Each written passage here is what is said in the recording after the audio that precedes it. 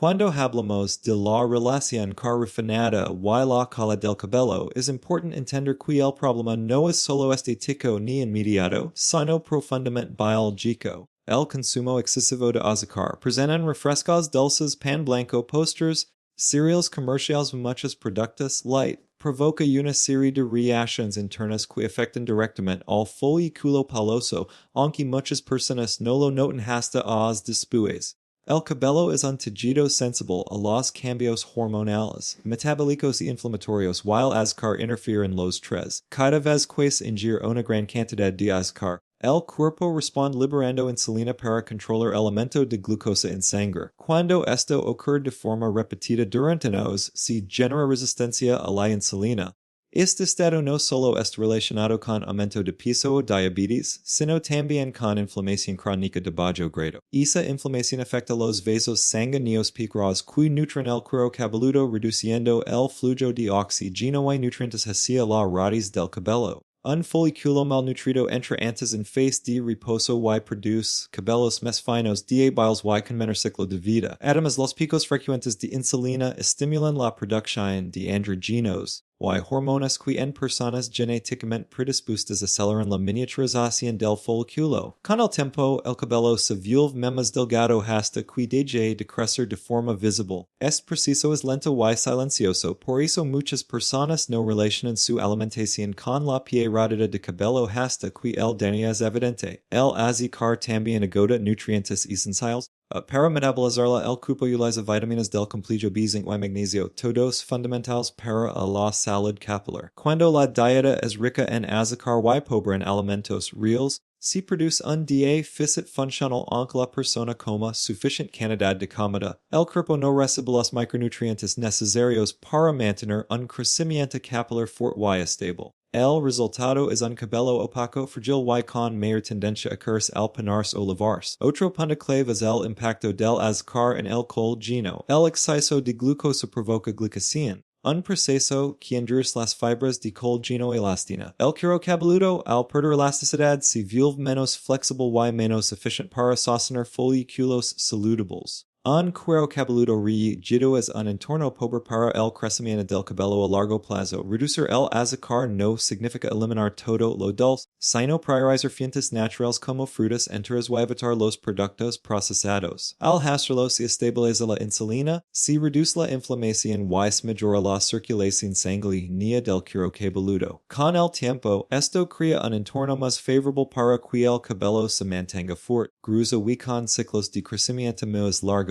La caída del cabello no ocurre de un día para otro y su prevención tampoco. Pero disminuir el consumo de azúcar refinada es una de las decisiones más simples y efectivas para proteger el cabello a largo plazo, especialmente cuando se empieza desde edades tempranas. El cabello refleja lo que ocurre dentro del cuerpo y una dieta alta en azúcar deja hulas que tarde o temprano se hacen visibles. Cuando se habla de alimentos ultraprocesados y su impacto en la caída del cabello, el problema no es un solo ingrediente aislado, sino el efecto acumulativo que estos productos tienen sobre el organismo a lo largo del tiempo. Los ultraprocesados incluyen comida rápida, embutidos, snacks empacados, galletas, productos congelados industriales y muchos alimentos listos para consumir. Son productos diseñados para ser sabrosos, duraderos y baratos, pero no para nutrir el cuerpo ni el folículo piloso. El cabello es un tejido no esencial para la supervivencia inmediata. Esto significa cuando el cuerpo no recibe los nutrientes adecuados, prioriza órganos vitales como el corazón, el cerebro y el hígado, dejando el cabello en el último lugar. Los alimentos ultraprocesados suelen ser altos en calorías, pero extremadamente pobres en micronutrientes esenciales como zinc, hierro, biotina, vitamina D y proteínas de alta calidad. Aunque la persona coma en abundancia, el folículo piloso recibe cereales de escasez, lo que acorta el ciclo de crecimiento del cabello y favorece su caída prematura. Otro aspecto clave es la inflamación sistémica. Los ultraprocesados contienen grasas de mala calidad, aceites refinados, azúcares ocultos, conservantes vidativos que activan respuestas inflamatorias constantes en el cuerpo. Esta inflamación no siempre se siente como dolor, pero sí afecta la microcirculación. En el cuero cabelludo, la inflamación reduce el flujo sanguíneo fino que alimenta cada folículo. Menos sangre significa menos oxígeno, menos nutrientes y menos capacidad de regeneración capilar. Adams. Muchos de estos alimentos alteran la salud intestinal. El intestino es fundamental para la absorción de nutrientes y una dieta basada en ultraprocesados dada la microbiota intestinal. Cuando la absorción se ve comprometida, incluso una suplementación puede no ser suficiente. Un intestino inflamado o desequilibrado reduce la biodisponibilidad de minerales clave para el cabello, lo que traduce en debilitamiento progresivo y aumento de la cabo de meses. Los ultraprocesados también interfieren con el equilibrio hormonal. El exceso de sodio,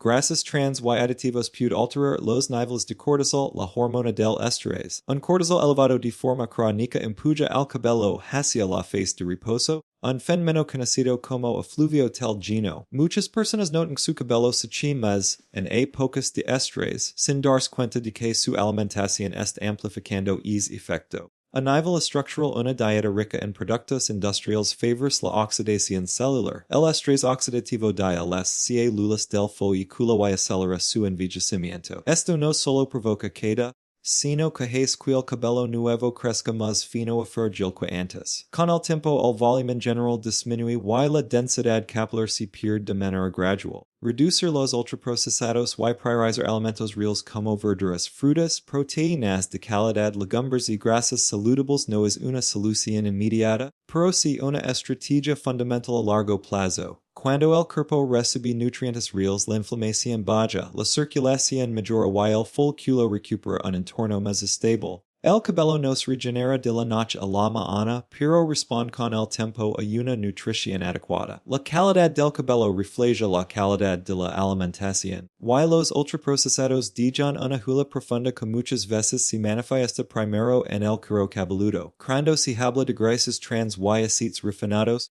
muchas personas piensan técnicamente en el corazón o el colesterol, pero rara vez las relacionan con la cal del cabello. Sin embargo, el impacto que estas grasas tienen sobre la salud capilar es profundo y acumulativo. Las grasas trans se encuentran principalmente en alimentos fritos, margarinas, productos de panadería industrial, comida rápida y snacks procesados. Los aceites refinados, por su parte, han sido sometidos a procesos químicos y altas temperaturas que destruyen sus propiedades naturales y generan compuestos inflamatorios. El folículo piloso es una estructura viva que depende de una buena circulación sanguínea para recibir oxígeno, proteínas, vitaminas y minerales. Las grasas trans afectan directamente esta circulación. Al favorecer la rigidez de los vasos sanguíneos y aumentar la inflamación sistémica, reducen el flujo de sangre hacia los capilares más pequeños, incluidos los del cuero cabelludo. Cuando el riego sanguíneo se vuelve deficiente, el folículo entra en un estado de supervivencia, produciendo cabellos más finos, débiles y con ciclos de crecimiento más cortos. Además, estas grasas alteran la composición de las membranas celulares. Las células del folículo necesitan grasas saludables para mantener su flexibilidad y capacidad de regeneración. Cuando la dieta está dominada por grasas trans, las membranas celulares se vuelven más rígidas y menos funcionales. Esto afecta la división celular necesaria para producir cabello nuevo,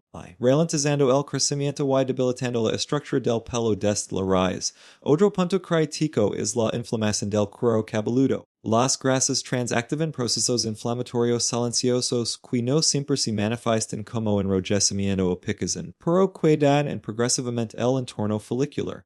Un cuero cabelludo inflamado es un entorno hostil para el crecimiento del cabello. La inflamación prolongada puede acelerar la miniaturización del folículo, especialmente en personas con predisposición genética a la pérdida de cabello, haciendo que el proceso avance rápido de lo esperado. Estas grasas también influyen en el equilibrio hormonal. Se ha observado que una dieta rica en grasas de mala calidad puede interferir con la regulación hormonal normal, aumentando la producción de ciertas hormonas que favorecen la caída del cabello en individuos sensibles. Cuando este desequilibrio se mantiene durante años, el cabello no solo se quema, Seno quatin dificultades para volver a crecer con la misma densidad y grosor. Los aceites refinados, especialmente cuando se reutilizan para freír, generan radicales libres. El estrés oxidativo resultante de las células del folículo y acelera su envejecimiento. Este daño oxidativo no siempre provoca una caída inmediata, pero sí afecta la calidad del cabello nuevo. El pelo que crece lo es más fragile, con menos brillo y mayor propensión a romperse, lo que muchas veces se confunde con caída cuando en realidad es debilitamiento estructural. Limitar las grasas trans no significa eliminar todas las grasas, sino elegir major grasas naturales como el aceite de oliva virgen, el aguacate. Los frutos secos y el pescado aportan ácidos grasos que favorecen la circulación, reducen la inflamación, nutren el cuero cabelludo. Cuando se hace este cambio de forma constante, el cuerpo responde reduciendo la inflamación general y mejorando el entorno donde crece el cabello. La salud capilar no depende de una solución rápida ni de un solo alimento, pero el consumo habitual de grasas trans es un factor que claramente llega en contra. A largo plazo reducirlas es una de las decisiones más efectivas para proteger el cabello, y mantener la calidad del crecimiento y retrasar los procesos de debilitamiento y caída progresiva. El cabello, como muchos otros tejidos, refleja las decisiones diarias que toman en la alimentación.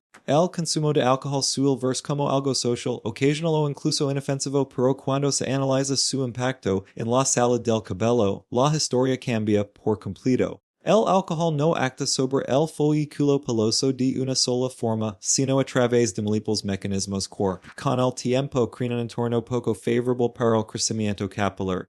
Aunque una bebida ocasional no provoca una caída inmediata, el consumo frecuente y sostenido sí puede contribuir de manera significativa al debilitamiento y adelgazamiento del cabello. Uno de los efectos más directos del alcohol es la deshidratación. El alcohol es un diurético, lo que significa que hace que el cuerpo pierda líquidos y electrolitos con mayor facilidad. El cabello, especialmente en la fase de crecimiento, necesita un entorno bien hidratado para mantenerse fuerte y flexible. Cuando el cuerpo está deshidratado de forma crónica, el cuero cabelludo pierde humedad. La fibra capilar se vuelve más seca y frágil, y el folículo recibe señales de estrés. Este estrés constante puede empujar el cabello a una fase de reposo antes de tiempo, aumentando la caída. Además, el alcohol interfiere directamente con la absorción y el metabolismo de nutrientes esenciales para el cabello. Vitaminas del complejo B, zinc, hierro y magnesio son fundamentales para la división celular y la producción de queratina. El alcohol no solo reduce la absorción de estos nutrientes en el intestino, sino que también acelera su eliminación a través de la orina. Como resultado, incluso personas con una dieta aparentemente equilibrada pueden desarrollar deficiencias funcionales que afectan la calidad y la densidad del cabello. El impacto del alcohol sobre el hígado también es clave. El hígado es responsable de procesar toxinas y regular hormonas. Cuando está sobrecargado por el consumo regular de alcohol, su capacidad para mantener un equilibrio hormonal adecuado se ve comprometida. Este desequilibrio puede influir en hormonas relacionadas con el crecimiento del cabello, favoreciendo procesos que debilitan el folículo. En personas predispuestas, esto puede acelerar patrones de pérdida capilar que de otro modo avanzaría en más lentamente. Otro factor importante es la inflamación. El alcohol promueve inflamación sistémica y puede aumentar la permeabilidad intestinal, permitiendo que sustancias inflamatorias entren en el torrente sanguíneo. Esta inflamación de bajo grado afecta la microcirculación incluyendo los pequeños vasos que nutren el cuero cabelludo. Menos circulación significa menos oxígeno y nutrientes para el folículo, lo que reduce su capacidad de producir cabello fuerte y saludable. El alcohol también tiene un efecto indirecto sobre el estrés. Aunque muchas personas lo utilizan para relajarse,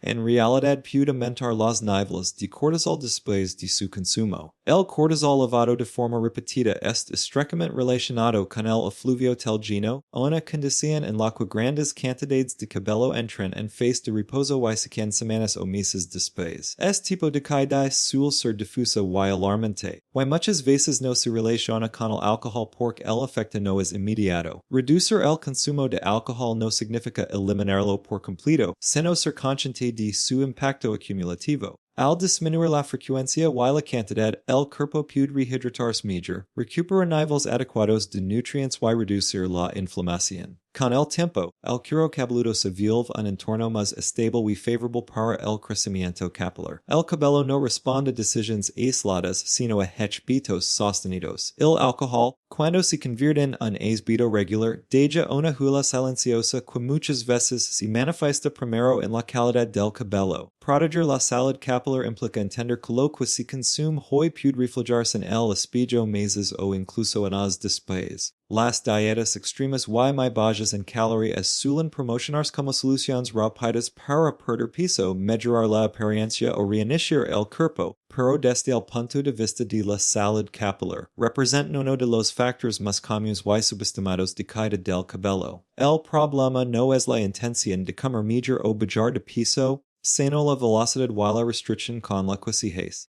El cabello es especialmente sensible a estos cambios bruscos porque depende de un suministro constante de energía y nutrientes para mantenerse en fase de crecimiento. Cuando el cuerpo entra en un déficit calórico severo, interpreta la situación como una amenaza. En ese contexto, activa mecanismos de supervivencia que priorizan funciones vitales y reducen aquellas que no son esenciales para la vida inmediata, como el crecimiento del cabello. Este cambio no ocurre de forma instantánea sino progresiva. Semanas o meses después de iniciar una dieta muy restrictiva, muchas personas comienzan a notar una caída difusa, especialmente al lavarse o peinarse. Este fenómeno se conoce como efluvio del geno y es una respuesta directa al estrés nutricional. Uno de los principales problemas de las dietas extremas es la falta de proteínas. El cabello está compuesto principalmente de queratina, una proteína que necesita aminoácidos específicos para formarse. Cuando la ingesta proteica es insuficiente, el cuerpo no tiene los bloques de construcción necesarios para producir cabello nuevo de calidad. Como resultado, el crecimiento se ralentiza, el cabello se vuelve más fino y el cuello está en fase de reposo seche con mayor facilidad. Además de la proteína, estas dietas suelen ser deficientes en micronutrientes clave como hierro, zinc, biotina, y vitamina D y ácidos grasos esenciales. Cada uno de estos nutrientes cumple un papel específico en el ciclo capilar. Su ausencia no siempre provoca síntomas inmediatos, pero se altera el equilibrio del folículo. Con el tiempo, el cabello pierde brillo, fuerza y densidad y la recuperación se vuelve más lenta incluso después de retomar una alimentación normal.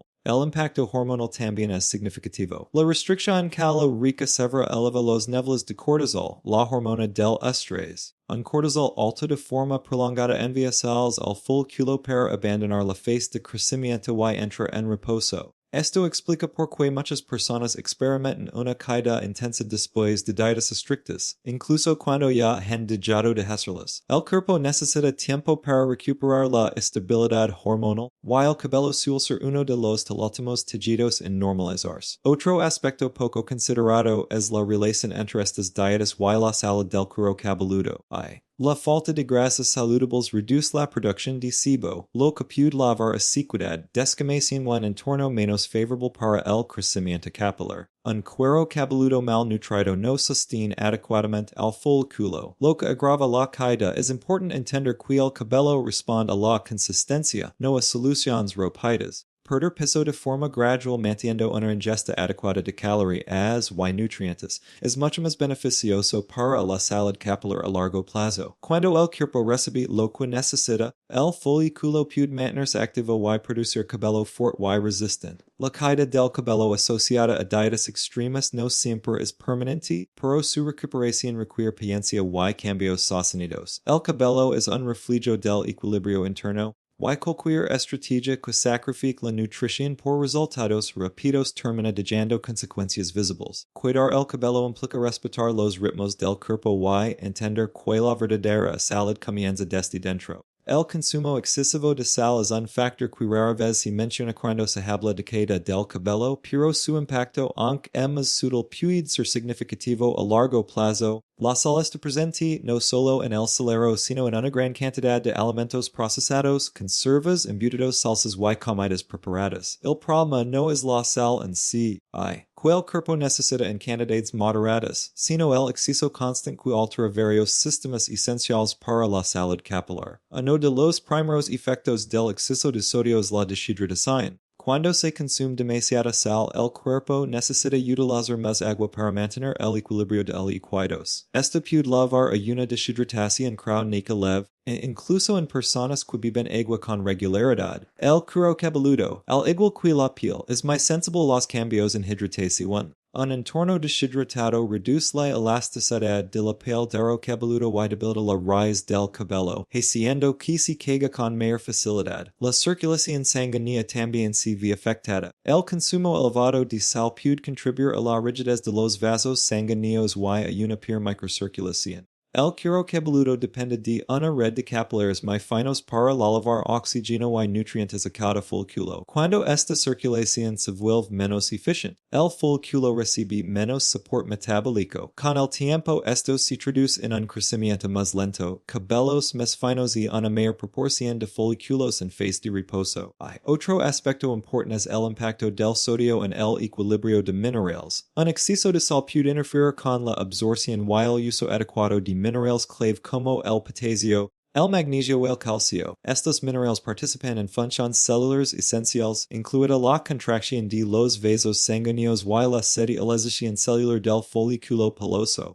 Cuando este equilibrio se altera, el ciclo capilar se vuelve menos estable y más vulnerable a factores externos. El exceso de sal también puede contribuir a procesos inflamatorios de bajo grado. Aunque no siempre se manifiesten con síntomas visibles, estos procesos afectan al entorno del folículo. La inflamación crónica del cuero cabelludo crea un ambiente menos favorable para el crecimiento del cabello y puede acelerar la miniaturización folicular en personas predispuestas. Este tipo de daño es progresivo y suele pasar despercibido hasta que la pérdida de densidad ya es evidente. Adams, una dieta alta en sal suele ir acompañada de un consumo elevado de alimentos ultraprocesados y bajo consumo de alimentos frescos. Esto agrava el problema, ya que el cuerpo no solo recibe demasiado sodio, sino también menos antioxidantes, vitaminas y fibra. La falta de estos elementos reduce la capacidad del organismo para combatir el estrés oxidativo, que de las células del folículo y acelera su envejecimiento. Reducir la sal no implica eliminarla por completo, sino ser más consciente de su origen. Priorizar alimentos frescos, cocinar en casa